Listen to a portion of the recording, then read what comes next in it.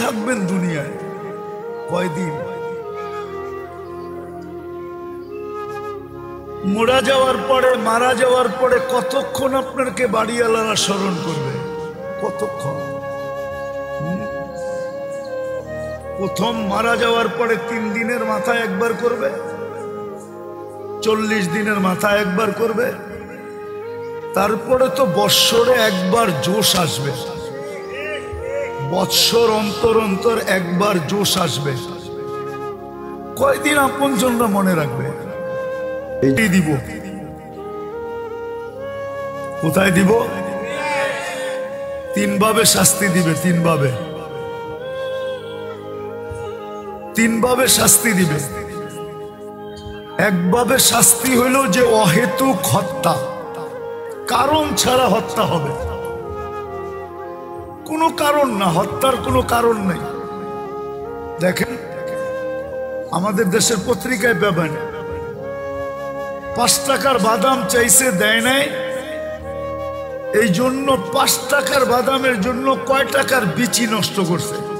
বিচি বোঝেন না আপনারা? যুবকরা বোঝে, আপনারা বুঝবেন না। যুবকরা দাঁড়া আছে না, ওরা বিচি চিনে। 5 টাকার জন্য কয় টাকার বিচি নষ্ট করছে। চা চাইছে, 5 টাকার চা দেয় না, এই জন্য গুলি করছে। অহেতুক হত্যা। বাবার কাছে 500 টাকা চাইছে, দেয় না, বাপকে গুলি। এই বেশি দিন আগে না, হযরতপুরে নিশা করার জন্য বাবা টাকা দেয় নাই, ওই যে ওই গলির ভিতরে, হাম্মাদিয়া স্কুলের গলির ভিতরে বাপকে শোয়া জবা করছে, বেশি দিন আগে না, করোনার আগে হবে। দ্বিতীয় বলছে যে তোমাদেরকে ফিতনার শিকার করে দিব। ফিতনা বোঝেন? অহেতুক ঝগড়া, কোনো কারণ নাই, ফিতনার শিকার হয়ে যাবে উম্মত। আজকে ফিতনার শিকার চতুর্দিক থেকে। তৃতীয় শাস্তি দিবে ভূমিকম্প। শুধু ভূমিকম্পের পরে ভূমিকম্প আসতে থাকবে। শুরু তো হইল মাত্র 2023-এ বাংলাদেশে কয়বার হয়েছে খবর নেন? এটা তো মাত্র শুরু হইলো, জানুয়ারি, ফেব্রুয়ারি, ডিসেম্বর পর্যন্ত অপেক্ষা করেন কয়টা হয়। আল্লাহ রসুল বলছে 3টা শাস্তি দুনিয়াতে দিব যদি সোজা না হও। আর যদি সোজা হয়ে গেলাম তাইলে আর কোনো শাস্তির দরকার হবে না। বিদায় আসেন, কোরআনের কাছে হইতে চেষ্টা করি, আল্লাহর হুকুম মানতে চেষ্টা করি, রসুলের আদর্শ মানতে চেষ্টা করি। কয়দিন থাকবেন দুনিয়ায়? কয়দিন? মোরা যাওয়ার পরে, মারা যাওয়ার পরে কতক্ষণ আপনাকে বাড়িওয়ালারা স্মরণ করবে? কতক্ষণ? প্রথম মারা যাওয়ার পরে 3 দিনের মাথায় একবার করবে, 40 দিনের মাথায় একবার করবে, তারপরে তো বৎসরে একবার জোশ আসবে, বৎসর অন্তর অন্তর একবার জোশ আসবে। কয়দিন আপনজনরা মনে রাখবে? আসেন, কোরআনের কাছে হন, আল্লাহর হুকুম মানেন, রসুলের তরিকা মানেন। আমরাও বলি সোজা আঙ্গুলে ঘি না উঠলে কি করতে হয়? আল্লাহরও অঙ্গীকার হলো তোমরা মুসলমান যদি সোজা হয়ে না চললা তাহলে আমি তোমাদেরকে সোজা করে ছেড়া দিব। ওয়াইন তাবু ফানা হাবিবুহুম ওয়াইন লাম ইয়াতুবু ফানা তাবিবুহুম। যদি তোমরা সোজা না হইলা তাইলে আমি মুসিবত দিয়া হইলেও তোমাদেরকে সোজা করব। আজকে সারা দুনিয়ায় মুসিবত দিতেছেন মুসলমানদের উপরে, এই জন্য আমরা যেন জলদি সোজা হয়ে যাই। আর যদি সোজা না হই তাহলে আল্লাহ সোজা করার জন্য সোজা করবে, এটা আল্লাহর অঙ্গীকার। কেননা আল্লাহ রসুল সাল্লাল্লাহু আলাইহি ওয়াসাল্লামকে আল্লাহ বইলা দিছেন, এটাও বইলা দিছেন যে আপনার উম্মতকে আমি শাস্তি দুনিয়াতেই দিব। কোথায় দিব? তিনভাবে শাস্তি দিবে, তিনভাবে শাস্তি দিবে। একভাবে শাস্তি হইল যে অহেতুক হত্যা, কারণ ছাড়া হত্যা হবে, কোনো কারণ না, হত্যার কোনো কারণ নেই।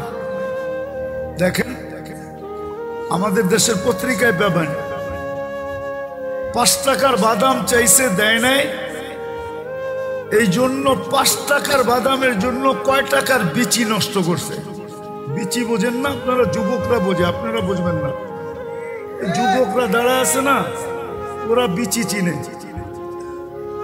5 টাকার জন্য কয় টাকার বিচি নষ্ট করছে। চা চাইছে 5 টাকার চা, দেয় না, এই জন্য গুলি করছে। অহেতুক হত্যা। বাবার কাছে 500 টাকা চাইছে, দেয় না, বাপকে গুলি। এই বেশি দিন আগে না, হযরতপুরে নিশা করার জন্য বাবা টাকা দেয় নাই, ওই যে ওই গলির ভিতরে, হাম্মাদিয়া স্কুলের গলির ভিতরে বাপকে শোয়া জবা করছে, বেশি দিন আগে না, করোনার আগে হবে। দ্বিতীয় বলছে যে তোমাদেরকে ফিতনার শিকার করে দিব। ফিতনা বোঝেন? অহেতুক ঝগড়া, কোনো কারণ নাই, ফিতনার শিকার হয়ে যাবে উম্মত। আজকে ফিতনার শিকার চতুর্দিক থেকে। তৃতীয় শাস্তি দিবে ভূমিকম্প। শুধু ভূমিকম্পের পরে ভূমিকম্প আসতে থাকবে। শুরু তো হইল মাত্র 2023-এ বাংলাদেশে কয়বার হয়েছে খবর নেন? এটা তো মাত্র শুরু হইল, জানুয়ারি, ফেব্রুয়ারি, ডিসেম্বর পর্যন্ত অপেক্ষা করেন কয়টা হয়। আল্লাহ রসুল বলছে 3টা শাস্তি দুনিয়াতে দিব যদি সোজা না হয়। আর যদি সোজা হয়ে গেলাম তাইলে আর কোনো শাস্তির দরকার হবে না। বিদায় আসেন, কোরআনের কাছে হইতে চেষ্টা করি।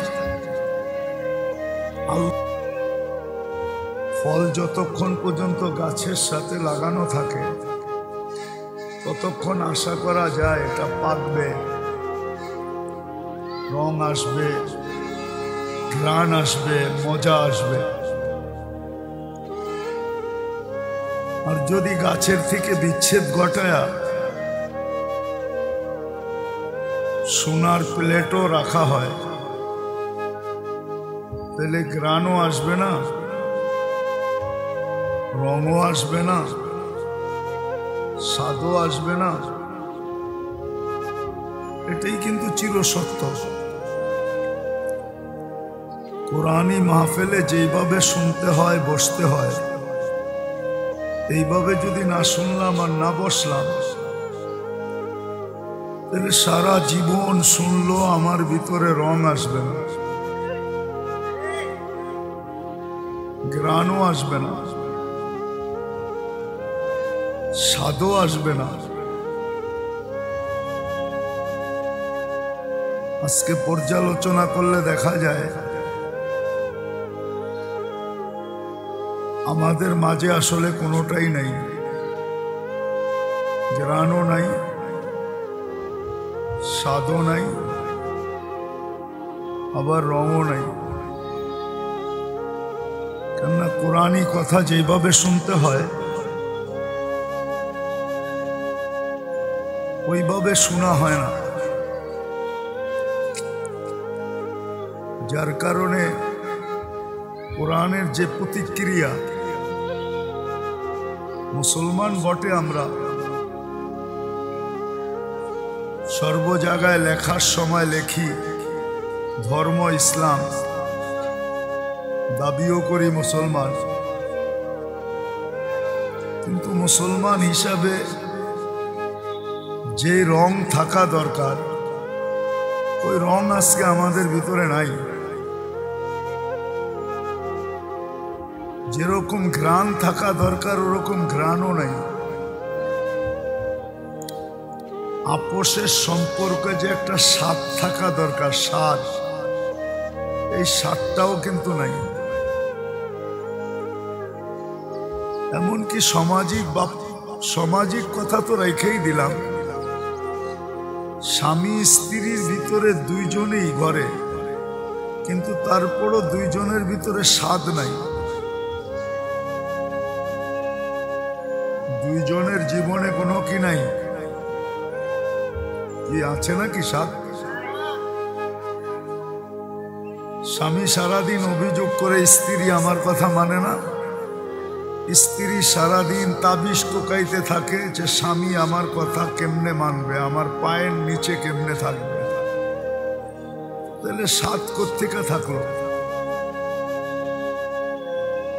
সন্তানের সাথে মা বাবার যে সম্পর্ক থাকা দরকার, যতটুকু মজা থাকা দরকার, সন্তান নিয়ে মা বাবা অতটুকু মজায় নাই।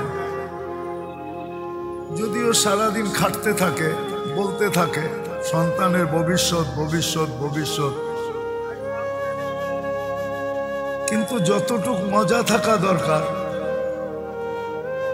এতটুক মজা কিন্তু নাই।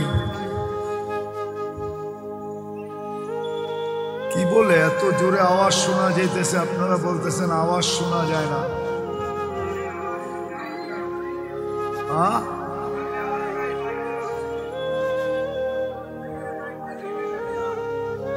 চলেন, আপনারা আমারে আসল জায়গায় নিয়ে আসছেন। কনসাল্ট হইলে আওয়াজ লাগে, কনসাল্ট আওয়াজ ছাড়া চলে না। কনসাল্টে যত আওয়াজ হবে যুবকদের কোমরে তত বেশি শক্তি হবে, এরা তত বেশি ডান্স করতে মজা পাবে। আর ওয়াজের ভিতরে যত বেশি দিলের কান ব্যবহার হবে। এই জন্য আল্লাহ কোরআনে বলছেন ফাস্তামিউ ফাস্তামিউ। এরা যে নিয়ে আসছে না মাউথ, এগুলা সব হইল লিপ টাচ। জিজ্ঞাসা করেন ডাক দিয়া, ডাইনে গেলেও আওয়াজ টানবে না, বামে গেলেও আওয়াজ টানবে না। এগুলা বানানো হয়েছে শুধু গানের জন্য, ওয়াজের জন্য না। এই জন্য আওয়াজ পান না আপনি। এখন আওয়াজ পাওয়া যায়? হ্যাঁ, এটা হলো লিপ টাচ। লিপ টাচ বোঝেন? ঠোঁটে লাগায় বলতে হবে। এটা গানের জন্য বানানো হয়েছে, ওয়াজের জন্য না। আর একজন মানুষের পক্ষে সম্ভব না আধা ঘন্টা কথা বলবে, ডাইনে বামে দেখবে না। ও কি অন্ধ নাকি? তো নিয়ে আসছে লিপ টাচ। এই জন্য আপনি আওয়াজ শোনেন না। ডাইনে গেলেও আওয়াজ টানবে না, বামে গেলেও আওয়াজ টানবে না। তো যেটা বুঝাইতেছিলাম,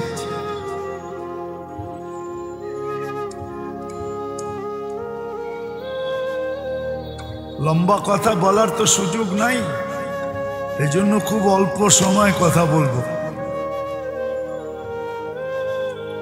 যেটা বলতেছিলাম আর কি, যে ফল যদি গাছের ভিতরে লাগা থাকে, আকৃতিতে ছোট হোক, আকৃতিতে ছোট হইতে পারে, কিন্তু আশা করা যাবে যে এর ভিতরে রঙও আসবে, গ্রাণও আসবে, স্বাদও আসবে, আবার পাকবেও।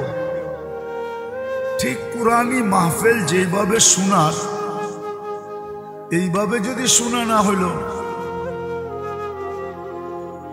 চতুর্দিকে হট্টগোলের ভিতরে যদি শোনা হইল, কুরআনী মাহফিল শোনার নিয়ম এরকম না।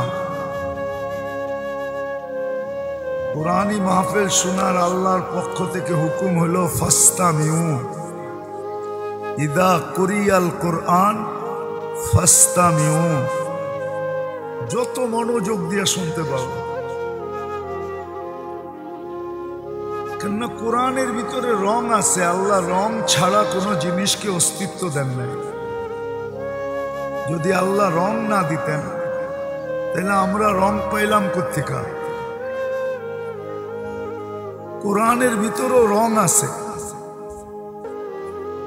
ওটা কখন আমার দিলে লাগবে? যে সময় আমি আল্লাহর হুকুম মতো শুনবো, ফাসতামিউ, দিলের কান দিয়া শুনবো, আনসিতু, বিলকুল চুপচাপ শুনবো, তখনই আল্লাহর অঙ্গীকার লাআল্লাকুম তুরহামুন, তাইলে আমরা তোমাদের দিলের ভিতরে রং লাগায় দেব।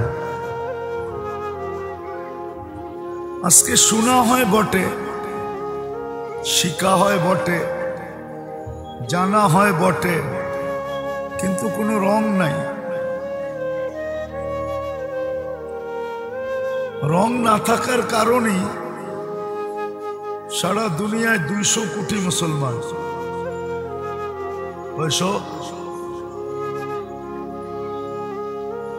সারা দুনিয়ার সম্পদের 70% সম্পদ মুসলমানদের কাছে। সারা দুনিয়ায় যত সম্পদ আছে, ধন সম্পদ আছে, এটা 70% মুসলমানদের কাছে। সারা দুনিয়ার সবচেয়ে বড় টাকা মুসলমানদের কাছে। কুয়েতের টাকার চেয়ে বড় কোনো টাকা দুনিয়াতে নাই। 1 দিনার দিলে $5 পাওয়া যায়, $5। একটু ভাবি, আমার কথাগুলো একটু চিন্তা করেন, তাহলে আমার শেষ কথাটা বুঝে আসবে। সংখ্যায় মুসলমান 200 কোটি।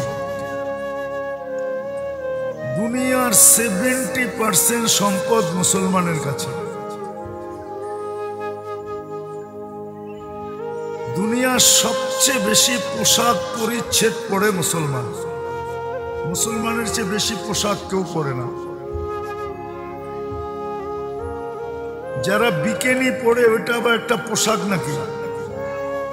ওরা তো অধিকাংশ কাপড়ই পরে না, তো বেশি পোশাক পরবে কোত্থেকে? দুনিয়ার সবচেয়ে বেশি প্রসাধনী ব্যবহার করে মুসলমান। মুসলমানের চেয়ে প্রসাধনী কেউ বেশি ব্যবহার করে না।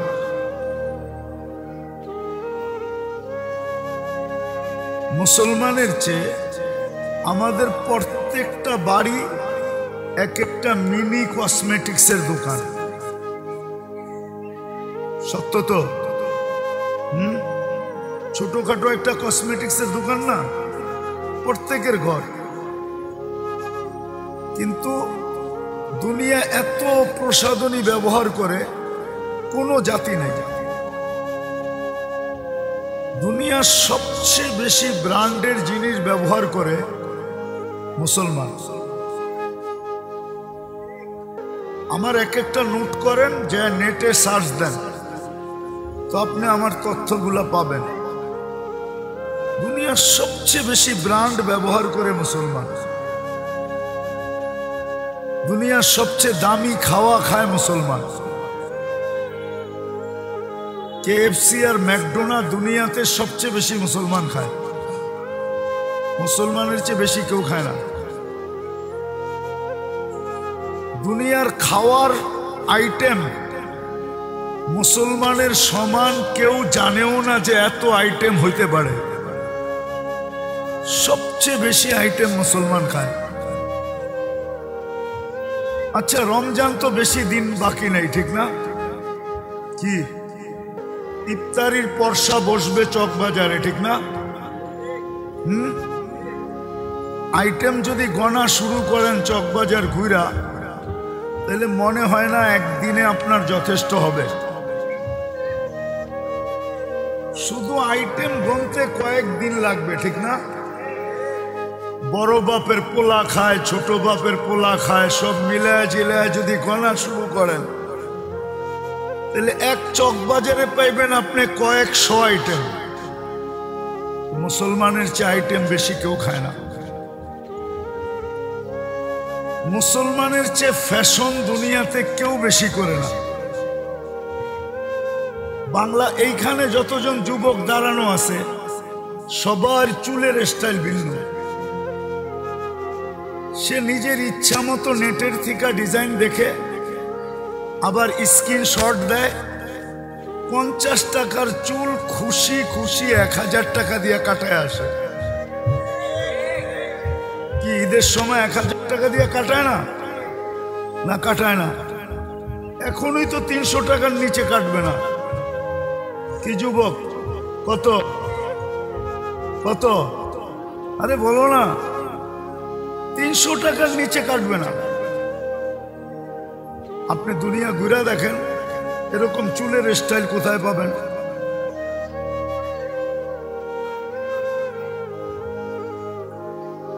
যারা সারা মাস বাকি খায়, সারা মাস বাকি খায়, বাকি বাকি বোঝেন? আরে মনে হয় বোঝেন না। কার্ড আছে, কার্ড, এটা পাঞ্চ করে আর খায়। মাসের শেষে বেতন পায়, অ্যাকাউন্টে জমা হয়, সবগুলা যেই যেই দোকান থেকে খাইছে ওইখানে চলে গেছে। তো যারা সারা মাস বাকি খায় ও এত ফ্যাশনেবল চুল কাটবে কোত্থেকে? এরা বলবে হুজুর আপনি তো জানেন না, বাংলাদেশি হুজুর কি জানেন, ঠিক না? তুমি আমারে চিনো না, এর লেগে এটা বলবা যে আপনি তো বাংলাদেশি হুজুর কি বোঝেন, ঠিক না? আমি তো পুরা দুনিয়া ঘুরা বলতেছি। 7 মহাদেশ তো ঘুরা শেষ, অপেক্ষায় আছি 8ম নম্বর মহাদেশ কবে হবে।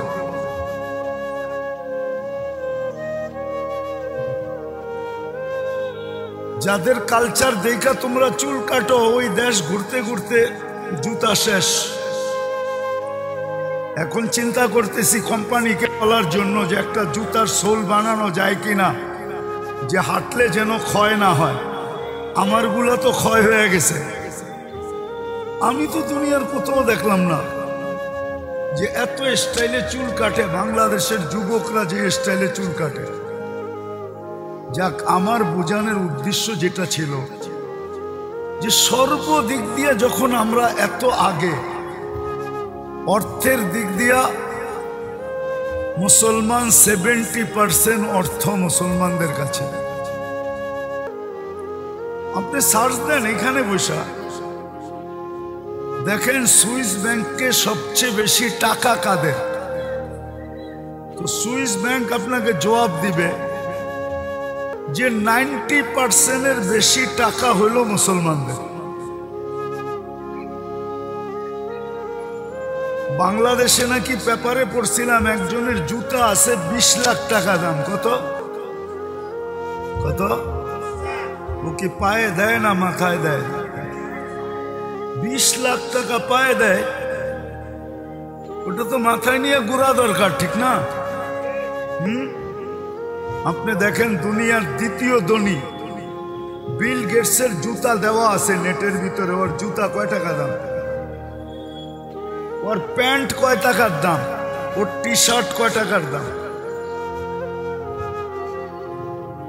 দুনিয়ার সবচেয়ে দামি জিনিস ব্যবহার করে মুসলমান। কিন্তু আমার শেষ কথায় চলে আসছি, সবকিছু যখন মুসলমানের কাছে, তো আমরা দুনিয়ায় এত নির্যাতিত কেন? সারা দুনিয়ায় সবচেয়ে নির্যাতিত কে? হ্যাঁ, কেন? অর্থ তো দেখাইলাম যে অর্থ 70% মুসলমানদের কাছে। দুনিয়ার 10টা দেশ যদি ইচ্ছা করে, 10টা দেশ, আমি নাম বলে দিব, এই 10টা দেশ যদি ইচ্ছা করে যে সারা দুনিয়ার মুসলমান দেশ ব্যতীত যত দেশ আছে সব আমরা এক বৈঠকে কিনব, এরা কিনতে পারে।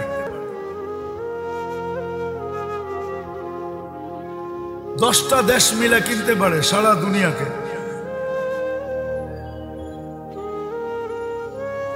ব্রুনাইয়ের প্রেসিডেন্টের প্রত্যেকটা গাড়ির পার্টস সোনা দিয়ে বানানো। নেটে সার্চ দেন, শুধু ওর পার্সোনাল গাড়ি আছে 500-র উপরে। দুনিয়ার সবচেয়ে দামি ব্র্যান্ডের গাড়ি ওর কাছে, কিন্তু বলছে এই পার্টস গুলা সোনা দিয়া বানায় দিতে হবে। মুসলমান নির্যাতিত কেন? একটু চিন্তা করেন। মুসলমান দেশগুলার চাবিকাঠি বিজেপিদের হাতে কেন? মুসলমান দেশগুলার চাবিকাঠি বিজাতিদের হাতে কেন? যেমন খুশি তেমন ঘুরাইতেছে, ঠিক না? কেন? আরেকটা উদাহরণ দিই। আচ্ছা, অ্যানালগ বড় না ডিজিটাল বড়? হ্যাঁ, ডিজিটাল বড়, ঠিক না? আল্লাহর ঘর ভাঙতে আসলো অ্যানালগ হাতি নিয়া, সাথে সাথে আবাবিলকে পাঠায় দিলেন পাথর দিয়া, ঠিক না? মাইরা বানায় দিলেন পাউডার, ঠিক না? এখনো তো ডিজিটাল হাতি নিয়ে আসছে আল্লাহর ঘর ভাঙতে। গাজা নির্মূল করা উদ্দেশ্য না, গাজাকে ধ্বংস করা উদ্দেশ্য না। এটা তো আমি 15 বছর আগে দেখা আসছি আমার চোখে। আমি তো 15 বছর আগে ফিলিস্তিন গেছি। সাইনবোর্ড তো 15 বছর আগের থেকে টানানো। ওদের উদ্দেশ্য হইল বাইতুল মুকাদ্দাসকে ভাঙবে, ওইখানে দাজ্জালের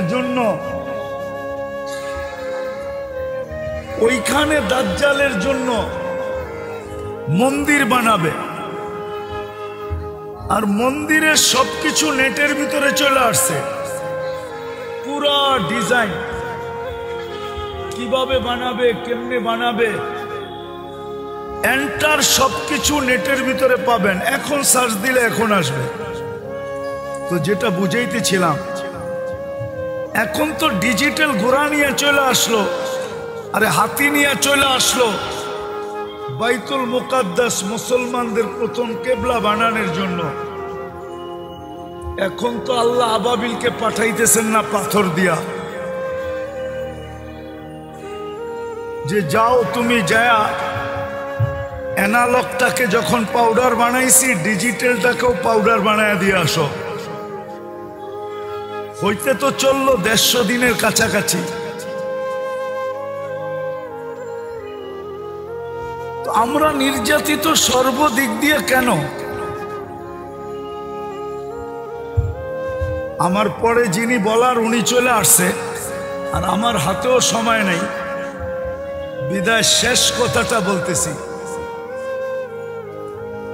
কোরআনের সাথে আমাদের যেইভাবে সম্পর্ক হওয়া দরকার ছিল, কোরআনী মাহফিলের সাথে যেইভাবে সম্পর্ক হওয়া দরকার ছিল,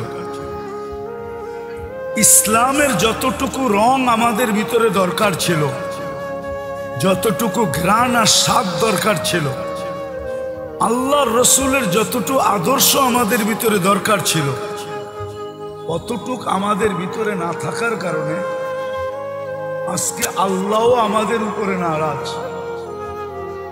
আর নারাজ হবে না কেন?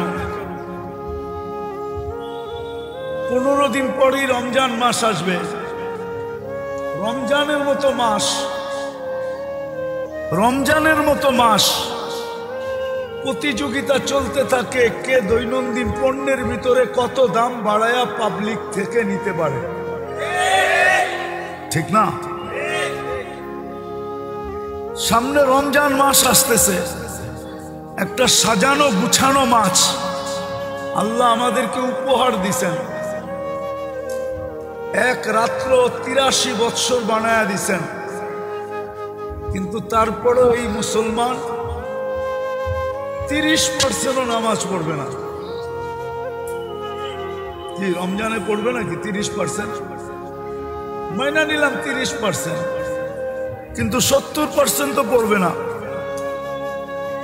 রমজানের বাহিরে তো 10% পড়ে না। আপনি ভাববেন আমরা পড়ি আর না পড়ি, আপনি আমাদেরকে সাহায্য করতে থাকেন,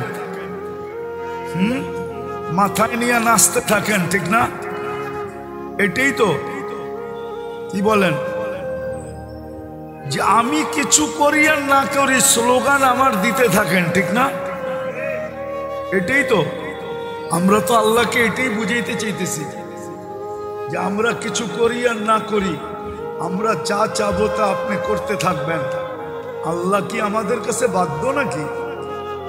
না আমরা আল্লাহর কাছে বাধ্য? আজকে মুসলমানদের দুর্দশার কারণ এটাই যে মুসলমান ইসলাম থেকে দূরে সরে গেছে, কোরআন থেকে দূরে সরে গেছে, রসুলের আদর্শ থেকে দূরে সরে গেছে। অন্যথা একটা দিন ছিল, আজকে তো সারা দুনিয়ার মুসলমান চিৎকার দিতেছে যে আল্লাহ ফিলিস্তিন বাঁচান, ফিলিস্তিন বাঁচান। কিতাব ঘাটলে পাওয়া যায় একজনের চিৎকারে ফেরেশতা আসছে, শুধু একজনের চিৎকার। সবাই চিৎকার দেয় নাই, শুধু একজন চিৎকার দিছে, একজন শুধু চিৎকার দিছে, ইয়া রব্বা মুহাম্মদ উনসুর উম্মতা মুহাম্মদ। হে রব্বে মুহাম্মদ, উম্মতে মুহাম্মদের সাহায্যের কি এখনো সময় আসে নাই?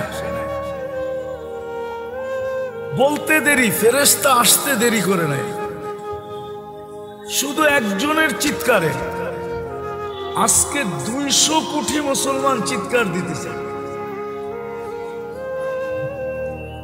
150 দিনের কাছাকাছি হতে চলছে, আর মাত্র একদিন বাকি 150 দিন হওয়ার জন্য। ফিলিস্তিনের যুদ্ধ 150 দিন কাছাকাছি। 200 কোটি মুসলমান চিৎকার দিতেছে না? আপনারা চিৎকার দেন না? হ্যাঁ, কিন্তু আল্লাহ তো তাকেই দেখতেছে না মনে হয়। কোন সাহায্যের চিহ্ন তো দেখা যেতেছে না। আমরা চিৎকার দিতেছি, ওরা প্রতিরোধ করতেছে, নিরীহ 150-200 মানুষ ডেলি মারা যাইতেছে। আমি ওদের বিরুদ্ধে বলতেছি না, দোষ ওদের না, একা উম্মতের সমস্যা। আজকে উম্মত সুযোগ পাওয়া সত্ত্বেও ব্যবহার করে না। আমাদের নবীজির সাথে আল্লাহর অঙ্গীকার, আপনার উম্মতকে সমূলে ধ্বংস করব না, এই জন্য বেঁচে আছে, নাইলে আমাদের বাঁচার কথা না। নামাজের জন্য আল্লাহ ডাকে 10% আসে না, শবে বরাত দেয়, সারা রাত্র উল্টা পাল্টা করে কাটায় দেয়। কেউ আছে মসজিদের ভিতরে বাতি জ্বালানোর তালে, কেউ আছে পুরান টাউনে সিন্নি করার তালে, কেউ আছে আজিমপুরে ঘোরার তালে, কেউ আছে এই মাজার সেই মাজার, এইখানে সেইখানে যাওয়ার তালে। আসলে শবে বরাত কি এটাও জানে না, করণীয় কি এটাও জানে না। তাহলে আপনি জুতার বাড়ি খাবেন না তো খাবে কে? এই জন্য আসেন, আমি একটু জমায়ে দিলাম, মৌলানারা আসছে বয়ান করবে, আসেন। কোরআনের থেকে দূরে সরার কারণে, কোরআনী আদর্শ না মানার কারণে, রাসূলুল্লাহ সাল্লাল্লাহু আলাইহি ওয়াসাল্লামের আদর্শ না মানার কারণে আজকে মুসলমান এই বিপর্যয়ের শিকার। এখনো যদি আমরা তওবা না করলাম আর ফিরা না আসলাম, তাইলে ওই বুড়া বুড়িদের কথা সত্য হবে। বুড়া বুড়ি বোঝেন? আগের বুড়া বুড়িরা বলতো, যায় দিন ভালা আসে দিন খারাপ। তাইলে যা খারাপ এখন দেখ, এর চেয়ে বেশি খারাপ দেখার জন্য আমাদের প্রস্তুত থাকতে হবে। আর এটা কিন্তু আল্লাহরই অঙ্গীকার। আমরাও বলি সোজা আঙ্গুলে ঘি না উঠলে কি করতে হয়। আল্লাহরও অঙ্গীকার হলো তোমরা মুসলমান যদি সোজা হয়ে না চললা তাহলে আমি তোমাদেরকে সোজা করে ছেড়া দিব। ওয়াইন তাবু ফানা হাবিবুহুম ওয়াইন লাম ইয়াতুবু ফানা তাবিবুহুম। যদি তোমরা সোজা না হইলা তাইলে আমি মুসিবত দিয়া হইলেও তোমাদেরকে সোজা করব। আজকে সারা দুনিয়ায় মুসিবত দিতেছেন মুসলমানদের উপরে, এই জন্য আমরা যেন জলদি সোজা হয়ে যাই। আর যদি সোজা না হই তাহলে আল্লাহ সোজা করার জন্য সোজা করবে, এটা আল্লাহর অঙ্গীকার। কেননা আল্লাহ রসুল সাল্লাল্লাহু আলাইহি ওয়াসাল্লামকে আল্লাহ বইলা দিছেন, এটাও বইলা দিছেন যে আপনার উম্মতকে আমি শাস্তি দুনিয়াতেই দিব। কোথায় দিব? তিনভাবে শাস্তি দিবে, তিনভাবে শাস্তি দিবে। একভাবে শাস্তি হইল যে অহেতুক হত্যা, কারণ ছাড়া হত্যা হবে, কোনো কারণ না, হত্যার কোনো কারণ নেই। দেখেন আমাদের দেশের পত্রিকায় পাবেন 5 টাকার বাদাম চাইছে দেয় নাই, এই জন্য 5 টাকার বাদামের জন্য কয় টাকার বিচি নষ্ট করছে। বিচি বোঝেন না আপনারা? যুবকরা বোঝে, আপনারা বুঝবেন না। যুবকরা দাঁড়া আছে না, ওরা বিচি চিনে। 5 টাকার জন্য কয় টাকার বিচি নষ্ট করছে। চা চাইছে 5 টাকার চা দেয় না, এই জন্য গুলি করছে। অহেতুক হত্যা। বাবার কাছে 500 টাকা চাইছে দেয় না, বাপকে গুলি। এই বেশি দিন আগে না, হযরতপুরে নিশা করার জন্য বাবা টাকা দেয় নাই, ওই যে ওই গলির ভিতরে হাম্মাদিয়া স্কুলের গলির ভিতরে বাপকে শোয়া জবা করছে। বেশি দিন আগে না, করোনার আগে হবে। দ্বিতীয় বলছে যে তোমাদেরকে ফিতনার শিকার করে দিব। ফিতনা বোঝেন? অহেতুক ঝগড়া, কোনো কারণ নাই, ফিতনার শিকার হয়ে যাবে উম্মত। আজকে ফিতনার শিকার চতুর্দিক থেকে। তৃতীয় শাস্তি দিবে ভূমিকম্প। শুধু ভূমিকম্পের পরে ভূমিকম্প আসতে থাকবে। শুরু তো হইল মাত্র 2023-এ বাংলাদেশে কয়বার হয়েছে খবর নেন? এটা তো মাত্র শুরু হইলো, জানুয়ারি ফেব্রুয়ারি ডিসেম্বর পর্যন্ত অপেক্ষা করেন কয়টা হয়। আল্লাহ রসুল বলছে 3টা শাস্তি দুনিয়াতে দিব যদি সোজা না হোক। আর যদি সোজা হয়ে গেলাম তাইলে আর কোনো শাস্তির দরকার হবে না। বিদায় আসেন, কোরআনের কাছে হইতে চেষ্টা করি, আল্লাহর হুকুম মানতে চেষ্টা করি, রসুলের আদর্শ মানতে চেষ্টা করি। কয়েকদিন